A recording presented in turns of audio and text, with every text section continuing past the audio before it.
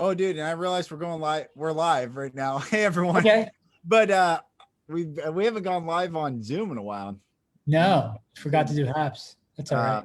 It's all good. Here we look at it. We're double screening. It's coming up on Facebook. Double screening. Is Dude, I like. that like nasal and anal? Sorry, I mean I couldn't help myself. Oh my gosh, guys, how are you all? Look at this. So we are. Let me mute this. Let me mute this. Um, we are talking about gratitude today. Gratitude. And in our bathroom at our old house, we used to have this sign right in between the shower and the vanity. It said, gratitude makes gratitude makes everything enough. And I loved it. It just, gratitude makes everything enough. We're never in lack when we're in gratitude. We're never in scarcity when we're in gratitude. And it's interesting that gratitude is like the complete opposite of marketing, media, Hollywood. Right. You know, it's like no one ever says be grateful. It's always like, what, you could look like this, you could be this, you could have this, you don't have this. It's like, right, you can have something that you don't already have. Right. It's like, dude, just, you know, seriously, something radically changed my life. So in Judaism, the very first prayer upon waking is the Moadani, which is, I thank you, O living and eternal King, for returning my soul within me with compassion and loving kindness, for great is your faithfulness. Mm-hmm. So I have put into practice every single day, every morning. I do not get out of bed. I think probably took like 3 or 4 months for me to consciously like, oh, I'd get out of bed and like, oh shoot, I forgot. So I'd say it wherever I was. Now it's just like, I wake up and thank you. And how I say it is, God, thank you for returning my soul within me. Thank you for my wife. Thank you for my children. Thank you for this bed. Thank you for this house. Like I just start going, I go in me to my wife, to my children, then back where I am. And then I go out. Thank you for my friendship with Aaron. Thank you for all the blessing. And it's just incredible. And it has changed everything for me. That's awesome. I love that. That's amazing. I see, you know, it's funny. I never got past that 3 or 4 month period. I've done that so many times. And then I'm like, oh, I forgot today. Or, you know, I started making a gratitude list in my notes years ago. And the list is super long. Right. But if we don't look at it and remember it and practice it every day, then we get caught up in the hype of, you know, drinking the Kool-Aid all day long. And we're reminded constantly when we pick this thing up, when we turn on that thing, of all the things we don't have. Right. So we forget about all the things we do have. Dude, and I was telling you this morning, before we went live, everyone, Aaron and I were talking, and this concept of allowing God to see through our eyes and to see the other person, to see humanity through our eyes, takes away the charge and the projection and the everyone's something else, as opposed to we're all part of the same soul. We're all part of the breath of God. We're all coming back to this. And that I find to be also like gratitude, where I can just be present in myself and not have to try or concern myself with what other people think. Right. Because if we're chasing something outside of ourselves without being wholly who we are already, then it's like we're running in quicksand. Right. Because, and we're grabbing at something that source knows we're not going to appreciate anyway. Right. Because we don't even realize how much we have, because we forget to show gratitude to those things daily, like you're talking about. And when I say we, I just mean society as a whole. Some people are doing it individually. So again, this is a blanket statement, and I know these aren't the best things, but as a whole, gratitude has slipped through the cracks. And I actually started with another buddy who was just saying, I can't take any more of this, you know, all this stuff going on. There's, you know, there's a lot of conspiracies. There's also the truth. What is the truth? The news, the media.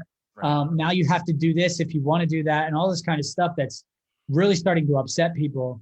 And he's like, I just got to focus on gratitude. And I said, well, every morning now, or every day at some point before you go to bed, whenever it pops into your head, we're building this habit where you have to text me one thing that you're grateful for. It doesn't have to be long. It just has to be one thing. And then as you go, it'll start to elaborate, and I'll text you back one thing that I'm grateful for. So getting into that practice, find a buddy, find an accountability partner, and make it fun, because we live in a world where it's weird to show gratitude for some reason, to go real, like, I am so grateful for this clean water that comes out of my shower to wash my body every day. Just we take it for granted. Oh, I have to hurry up and get a shower so I can hurry up and go to work. But some people don't have that clean water, and they would do anything for the water that you just turn a knob and it embodies you. You know what I mean? So find something to be grateful for once a day. Put it in a Facebook group. Like start writing down in a chat, post what you're grateful for right now. Just do it. One thing. You can look around and say, I'm grateful for this. Even if you're grateful for your phone, so you think that you're connected to the world, whatever it is, just write something you're grateful for, because that has a vibration. Gratitude has a vibration, and it's an attractive vibration. If you start to show gratitude for what you have now, Source will continue to fill the cracks with more things, more energy of love and joy that you want to bring in. Dude, it's interesting. You're saying shower. It's like I for 3 years straight, without fail, I took an ice cold shower. It started cold, it left cold, but it got to the place where I felt like I was abusing myself again. I was back into that, like in Liar Liar when he's beating himself up in the bathroom. I was like, what are you doing? Like, I'm kicking my ass. Do you mind? And I felt like it got to that. And that's what I felt like it got to. And I was talking to a friend who said water holds memory. And so if you're not doing that from a loving place, it will do that to your body and all these things. So I went back to warm showers probably a year ago, and I just started ice cold showers last week. And why I'm tying this to gratitude is the first day it knocked the air out of me. I was like, I'm like, this is so weird, because I got to the point where I could be in ice cold water. In fact, I remember I went to Hawaii and I stepped in the ocean. That was the warmest water I'd felt in a long time. And I was like, dude, this is wild. I couldn't even go into hot tubs anymore. But I started saying, I am so thankful that this body can remember. I'm so grateful for this shower. I'm so grateful that I can handle this. And just in repetition of taking the cold showers, I'm not taking those short breaths. I can still breathe into that. And I'm talking about forcing myself to take cold showers when most of the world gets the water whenever they, however it comes. It's just, exactly. And so, dude, that perspective is super powerful to have. And that's interesting. I actually did cold showers, not for 3 years, probably about a year. And the same thing consistently. Like, even if I was on a trip to Hawaii or wherever it was, the shower would be cold. But then, you usually like get in the ocean or the only pool they have, and like, oh, I forgot what this felt like. Exactly. But then, I did get to a point where it felt like it served its purpose. And I didn't. So I went back to warm showers, and now like I'll dabble back and forth depending on the day. But those cold showers, I mean, I started to do it. There's a lot of benefits for the cold water on your skin and stuff, but I started to do it for a mental, like started to rewire the brain in a way that to help me stop creating excuses for myself. Like it got to the point where it was non-negotiable, because in the beginning I would turn the shower on and like, you don't have to wait for it to warm up. It's ready immediately. I would pick my nose. I would like pop pimples. I would like shave my face. Totally, dude. I'm doing everything but I think I have to pee again. You know what I mean? Anything I could do to avoid that shower. Oh my gosh. So then I set rules for myself. You have to, within 10 seconds of turning that water on, you have to get in. And I started to see my life change outside of the shower where I don't feel like doing the dishes now. I'll do them later. Now it became like, no, do them within 10 seconds of that thought. That's If cool. you ever thought that those dishes are dirty, oh, damn, I got to do it. Dude, that's And then cool. it just became like, there's more harmony with me and my wife. And you know what I mean? Because like, stop leaving dirty dishes. Now she's not able to say that because it's more of like, if I see dirty dishes, I clean them. And that's just one silly example, but it's across the board. So I did it to stop negotiating with myself in these moments. If you have a thought of something you know you need to do, I wasn't putting it off anymore. So it kind of helped me in that way. Yeah. Because yeah, that bite, man, when you first jump in, it's like, woo, woo, woo. Yeah. But it's oddly satisfying at the same time. And man, when you get out of that shower, it feels great. Something like there's a tingle, there's this body, there's this beautiful feeling. Exhilarating. It's like exhilarating. Yeah. Yes. Like yeah. It's also, it's like a physical feeling, but also the feeling of I did it. Yeah. That's something the thought of it, the anticipation when you turn that shower on, especially day 2. Yeah. Like, oh, I don't want to do it again. You know, after the first couple of weeks, you're like, yeah, I'm getting in there. Oh yeah, give me that bite, get that shower, start my day, feel good. Yeah. So there's something to be grateful for there. It's interesting. Gratitude, man. It's not taught, but when we find that gratitude, it's like, what complaint exists in gratitude? Like, oh, I'm just thankful that I have someone to talk to, maybe talk at me or whatever. But it's like, oh man, I'm just grateful that I'm, like whatever issue, we can always turn it back to, no, I'm just grateful. I'm just grateful. Yeah. It doesn't mean we succumb to everything. It doesn't, we don't, it still means you that surrender without succumbing. Yeah, you can surrender. You don't succumb. Means we still can hold the line, but we don't have to live in that charge of scarcity or fight or flight. It's like, oh man, I'm just grateful. I'm grateful for the opportunity to have a countering view so that I can sharpen my thought to articulate my voice better or something like that. I was actually just thinking when you mentioned they, because a lot we use they, we don't. Yeah. But, I'm starting to find gratitude for the they of it all, because if they didn't start turning the screws the past couple of years, we might be still living on autopilot in this complacent world. Right. And I know I've changed dramatically over the past few years because of my physical stuff that I went through with pharmaceutical medicine and Western medicine and stuff. But also then 2020 really hit the gas on us, you know what I mean? And it was decision-making time. It's like we can just give into it and do what they say, or we can use the they to force us out of that cocoon so we can fly. So I am very grateful for that, because now I have my son. I feel like I'm a better father. I feel like I'm connected with my son. I met you through this time, and I feel like, I have a brother, and you're not the only one. Same with me. Like, I think you and I have both started to branch out and meet people. Like, a lot of people had to leave my life, and it was hard in the beginning, but now I realize that that's okay, because they're on their journey, I'm on mine. And with removing them, it created space for so many beautiful souls to come into my life. And I can credit that to they. These, people say there's evil in the world. Guess what? Be grateful for the fact that it's showing its ugly face to squeeze us out, because it's bringing us together. And I'm grateful for that, because we've had such a great experience since the day we've met, and we haven't even scratched the surface. Yeah. And if I think about what if this didn't happen, I'd be missing out on all that stuff at this point. So I'm grateful for everything that's going on in the world right now. That's a hard thing to say, and it's a tough pill to swallow.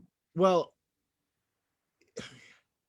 there's a verse in the Bible, Romans 8:28 says, and we know all things work together for good to them who love God, to them who are the called according to his purpose. And there's a lot in that verse. And it says, give thanks for all things. Paul says, give thanks for all things. And it's like, all things, like, give thanks.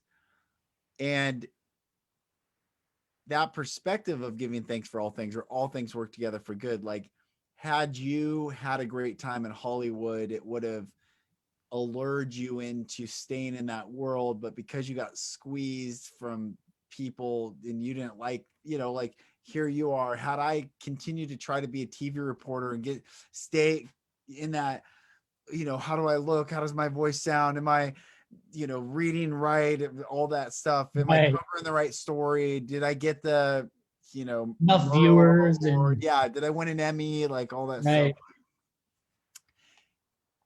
But that wasn't the case. And we can be grateful, because at the end of the day, I think, well, not everyone, but I know you and I are motivated by impact, like impacting the lives of others. And that's the greatest gift ever. I mean, it doesn't matter if we were billionaires, if we don't make an impact, true impacts in the souls of Right. others. Like, Well, I say that all the time because, I've had so many experiences, and I was early in the crypto stuff. I mm, could, and I was telling I like I just felt it in my gut. I knew what was coming mm, because I was reading the behavior, the patterns of behavior over time, and I was thinking like kids that are being born now are not going to be balancing checkbooks with a pen and paper. right. They're going to be going, oh yeah, send you money or whatever it's going to be in the future. I knew there was something to it. I knew, I read some of the white papers. I understood the blockchain just enough to know in my heart that this is going to be something. And I Bitcoin at $700, Ethereum at $8, which Ethereum today is like $2,000. Ripple, I had at 7 cents, which is today. I still have some of it, but not as much as I would have acquired. Like I could be a billionaire right now. So what I think about is if that just happened that way, when I was in that old state of mind, running around Hollywood, I'd probably be, making movies. I'd be paying for the movies and making movies, and I'd be on a yacht somewhere with fuck you money going. And 2020 would have happened. I would have had a bunker here and a yacht there, and be like, oh, look at all the peasants, whatever. Right. I wasn't meant for that. Like I want to be here with people. I want to help whoever's confused, whoever's on the fence. I want to be in there. Like I don't want to fuck off. I don't want $1 billion sitting in a stash. Yeah. So I could just go, oh man, I'm safe now while everybody suffers. Yep. I don't want to suffer either. And I feel like a part of my suffering was watching other people suffer and seeing like one person suffers, we all do. I have to let go of that as well, because I have to understand that people are going to make their choice. We're all on a journey. There's free will for a reason. And I did my best. I shouted from the mountaintops what I believed to be going on. Yep. And even when I started to see the plan roll out and everything I said was going to happen started coming true, and they're still not listening, I'm like, okay, there's something more to this. Maybe they're making their choice consciously. That is their version of consciousness. Like if certain things make people feel safe, why would I deprive them of that? If I think, well, safety's over here and sovereignty's over here, right? We all came here to experience this world the way we're experiencing it. And then if you get into like past lives and a soul coming through, maybe we've experienced this in another lifetime. Like I do believe, this is my personal experience, I believe that I've experienced famine and I've lost family in other lifetimes. And I've, had different things happen to me, and it's all coming to fruition here. Like that's not my journey this time. I've already had it. Yep. So that's why I was able to see what was coming before it came and get to the other side of things. But maybe some people are younger souls or haven't had this experience yet, are coming here to have the experience now. Yeah. And who am I to deprive them of the free will to choose to have that experience now? Or to judge them of their experience now. Yes. Even to hold a charge to that. Yeah, totally. Yeah. And I made those mistakes in the beginning of all this because I just thought we were all completely equal across the board. Right. That we would all see it, wake up. Yeah. And unite. And yeah. Right. It was, and that was challenging for me too. Now I'm at the point where I'm here for anyone. I'm here for everyone who wants to hear my journey, who wants to hear my experience, and who wants to heal themselves in the way that I can provide some resources that helped me. That's right. But I'm no longer here to shove it down anyone's throat. If Well, you don't that's the want it, beauty you of don't our want it. coaching. Like if someone wants to work with us, they get to see a greater vision from where they are now to where they actually truly, where is their soul intended to truly go? Not what the world says, not job, not career, not position, not title, not next raise, but where is their soul destined? Like what did they come here for? And that's how we coach people, is holding space, walk them through the steps. Family. Sound of family. Family. Love That's it. it. Sound of awesomeness. Um, but I think that's so important is, and this is getting back to like allowing God to see through our eyes. The journey of each soul is uniquely the journey of each soul. And there is this push right now for this absolutism, this Right. no variance, no dissent, we're all in this quote unquote together, but that doesn't allow free will. The free will is we're all in this together to choose whatever you want. And that's the beauty of this journey, our souls Right. here on earth. Yeah. And to honor each other's experience, Yeah. because we can learn from it. If we would, we could come together and share our differences, because that's diversity, right? Yep. Perspective, and seeing the world through other people's eyes. Because I say all the time, like, we come here into this physical body and say we have around a 80, 100-year lifespan, you don't get to see the whole world in one physical body through traveling it. You get to see it through other people's experiences, as long as we don't put them over there in a box and go, oh, black people this, white people this, Asian Yep. people this, Down syndrome that, autism this, gay this, and Right. I know where all the boxes are. No, embrace and go, hey, tell me your story. Let me see the world through your eyes. We have the benefit of living in this melting pot. That's right. Where everybody, you could stand right here on the corner and have the whole world come right to you. Yes. And if you embrace out of love and not fear and go, oh, I don't know that person, but I know the color of their skin. Traditionally, they're this because the news says so. We're doing ourselves a disservice. And Hollywood tells you diversity is that. It's the color of the skin. We need more diversity. But true diversity is experience and sharing experience through other people's eyes. Right. Like, come tell me your story so I can see the world through your eyes in that brief moment of passing. And I love you and I love that. And then you go on, and I wish you well. And anything that I can do for you, if I can share part of my story that helps, or if I can introduce you, oh, that's interesting. Like, you should meet so-and-so. We should be connecting, not should, that word is poison. We could be connecting each other, or we got to know other people through diverse eyes. We could say, oh, I just met someone last week you guys would be great together. Yep. Like, people come into our world for a reason, a season, or a lifetime. Yep. And if somebody came into my world for a quick reason, and oh, that was really interesting. Maybe we're not each other's tribe, but I still love you and you're interesting. And then I meet somebody a week later who's same thing, but maybe they're in each other's lifetime for a lifetime. You know what I mean? Yep. And maybe I'm just the connector to hand them over. There's so many opportunities with diversity that we're missing because of the limited definition we're getting from the media. Yeah, that's right. And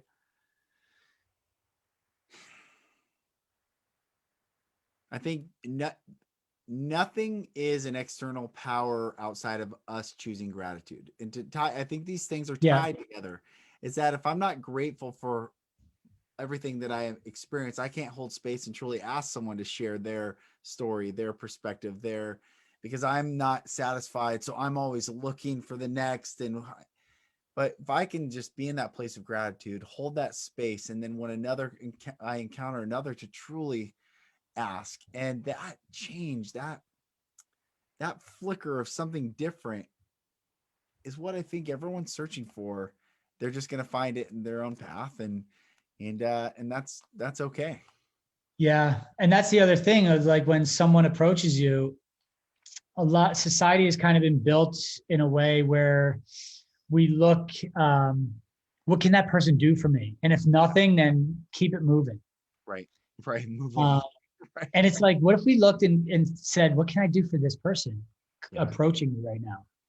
What can I learn from this person? What can I share with this person? And what can I do for that person? Because what what you get in return is what you're probably meant to have anyway. Instead of the ego saying, what can this person do for me, like career wise or financially, or, you know, what you get back in return is this good feeling vibration of love, and go, wow, this stranger just crossed my path and I was able to help them with something. Like, Yeah. what an amazing gift that is. And we all have that gift. It's beautiful. It's beautiful. Dude, I keep saying dude a lot today. I don't know why, but it's All right. feels good. It's flowing. It's free flowing. Um, love you, brother. And everyone watching, thank you for watching and thank you for joining us in this journey. If you know other people that can be blessed by this content, invite them to the Awakened Soul, invite them to this group. This is a community of souls that don't have to agree. It's on specific points, but we all come together and raise each other up and hold space for one another. And if you need support, reach out to Aaron or I for coaching, for our coaching program. And we just want to bless you. Be a blessing. Walk in gratitude today. It will make everything you have enough. So we will talk to you Friday. We got Friday. We got Yeah. So I was Dave. just going to say, so Friday we have Crystal and Mark Hansen. They co-wrote the book called Ask: A Bridge from Your Dreams to Your Destiny. Mark was the co-author of all this Chicken Soup for the Soul books. So tell your friends. We'll be there. We'll be live with them Friday at noon. And the book is fantastic. If you haven't read the book yet, pick up the book, Ask: A Bridge from Your Dreams to Your Destiny. And that's something we forgot about too. Start asking. You'd be surprised what shows up when you just ask. Yes, yes, yes. And Annie and Molly, thank you so much for watching and for the support. We love you both, and we will see you Friday.